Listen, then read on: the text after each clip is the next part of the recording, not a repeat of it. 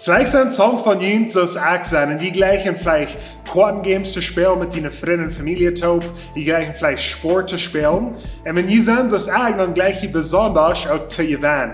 Und wenn wir gewinnen bei einem Game spielen, wie man die Regeln kann verstehen. Irgendwo, wenn wir die Regeln nicht ganz verstehen, dann ist es meist unmöglich, dass wir den Game kann gewinnen.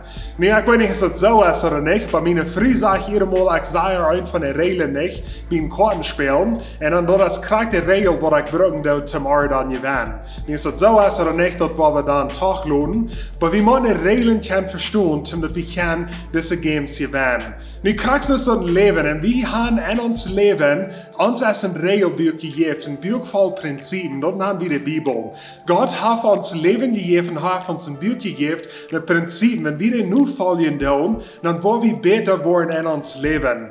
Und so, das Buch, das hat Regeln und Prinzipien, wenn es kommt, zu bessere Euches haben, zu bessere Freundschaft haben mit anderen Freunden und Familie top, wo ihm seine Eltern zu ehren, wo einer kann besser Arbeiter sein, die ihm seine Arbeit, wo einer sich so kann handeln mit Geld, mit Gesundheit. Das Buch ist voll Prinzipien und voll Regeln für jeder Part von uns Leben, wo wir können gewinnen an den Parten von uns Leben. Und ganz besonders, das haben wir noch das beste Prinzip von alles. Und das ist das Geschenk, das Gott uns Jesus gibt. Und Jesus für unsere Sinnen gestorben dort. Und wenn wir am annehmen, dann haben wir euer Leben. Und dann haben wir gewonnen für alle Ewigkeit mit Gott top im Himmel.